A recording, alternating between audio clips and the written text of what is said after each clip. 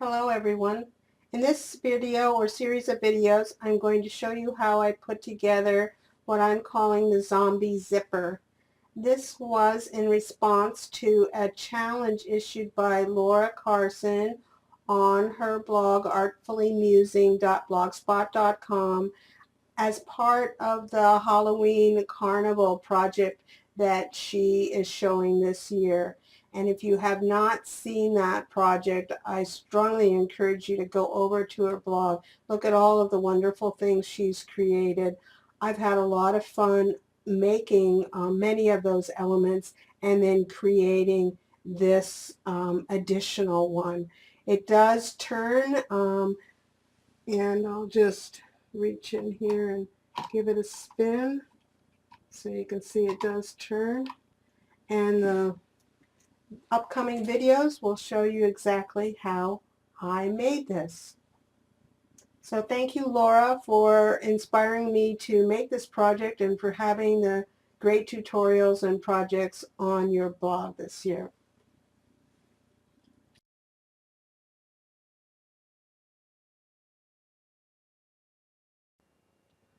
Hello everyone.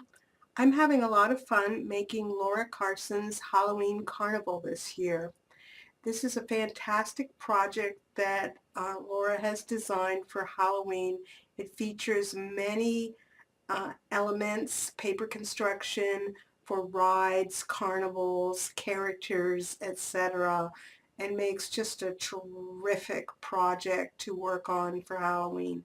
You can find all of the details, tutorials, and videos on her blog, artfullymusing.blogspot.com. As part of the project, she issued a challenge if anyone wanted to create their own element to go along with the carnival. And so that's what I have done here. I have made a ride that I'm calling the Zombie Zipper because it resembles the Zipper Carnival ride that you might be familiar with. I'm doing this as I'm making this video as I'm producing it for the first time. I think I've got all the bugs worked out, but you will experience with me any challenges that I come across and how I deal with them. So hopefully you will enjoy seeing this process. I've got some items laid out here on my work surface. They're not all of the things that you will need. I've got a detailed list in the PDF that's on my blog. The first thing is that you will need some of the images from Laura's digital collage sheets or the downloads that you can purchase through Alpha Stamps. I'm using several from several different collage sheets. This Transylvanian bat fangs image comes from the Potions and Poisons download. The ghosts come from the Halloween Carnival Rides digital download, and the 13th hour clock comes from the Halloween Carnival download. So those are the images, the main images that I'm using. I'm using quite a few of the ghosts, I think 12 in all, and several more of the other images as well. There's also some wooden pieces that you need for this project, and I'll just use this. This is a 5mm skewer. I purchased a whole bunch of these online because I couldn't find them anymore in my local store. And they are just the right size I found to fit in the holes that the large holes that the crocodile punches, so that works really well for this project. You'll need approximately 3 of these to cut into pieces, maybe a little bit more if you have to make some adjustments.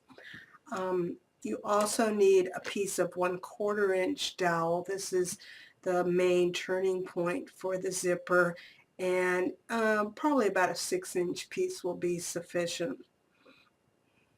You need various wood pieces. These are wood wheels that are about 1.25 inches, I think, in diameter, and they have a 1/4 inch hole in the middle. Then some washers. I only have 6 laid out here because some of them are already in use. 6. You need a total of at least 10, maybe 12 of these washers. The hole needs to be bigger than 1/4 inch in order to make some spacing on the turning rod, and also we'll use them to give movement to the cauldrons, which form the buckets that our characters ride in. I'm using some miniature wood wheels just as decorative stoppers on the ends of the supports that hold up the cauldrons. Whatever you decide to use for this, you'll need 12 of those. I also have 2 wood knobs here that will fit on a 1/4 inch dowel.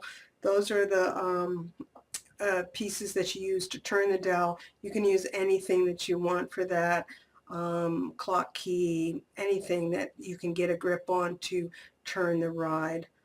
These black pieces are just the pieces of the 5mm dowel that I've cut to size and painted black. These are the cauldrons. You'll need 6 of these plastic cauldrons. I got mine from Alpha Stamps, and but they're about 2 1/4 by 2 3/4 on the base of the pot. I wanted to get rid of a little of the solid black on the cauldron, so I used some Gilder's paste to do that, but you can do whatever you want or leave them plain. I use the copper color of Gilder's paste. You'll need several sizes of popsicle sticks. These larger ones are about 3/4 inch by 6 inches long. You need a dozen of those. And then you need some of the skinnier popsicle sticks or something to use to prop up the ghosts that will be riding in the cauldrons. It doesn't necessarily have to be these. I had them on hand, so that's what I used. That's about it for the supplies that I wanted to call out. There's obviously more things going needed, but as I said, the detailed list is in the instructions. I also wanted to say the papers that I'm using are some from My Mind's Eye Wicked. Well, I can't read what that says, so I guess you'll just have to look for that. It's too fancy. Wicked Méchant Malvat. Oh, I guess it's the word wicked in several languages, maybe. I don't know. Just a little laugh. And then the several sheets from the 8x8 pad of steampunk spells. I've been using these papers in the rest of my carnival, so that's why I'm using them here. So use, of course, any kind of papers that you like. Just a couple of tools I'd like to point out. Obviously the crocodile is very handy because it has the right size of holes, but you can use anything that will give you the correct size of holes that you need. Craft knife with a fresh blade is always good when you start a new project. I'm using black chipboard, so I think a white chalk pencil is very handy for making markings on that. You can use any kind of strong glue that you want to use, but it needs to be a strong glue. You can't just use a white. You'll need some white glue in this project for attaching paper, but for putting pieces together, you need a very strong glue. This Quick Grip or E6000, one of those really strong glues.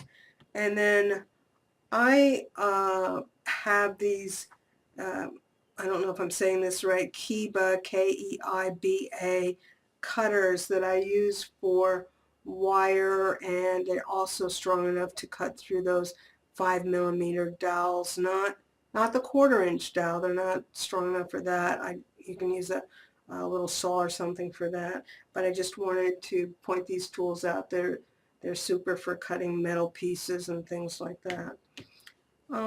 So I think that's all the tools and supplies. I'll come back and we will get started with preparing our pieces for the zombie zipper.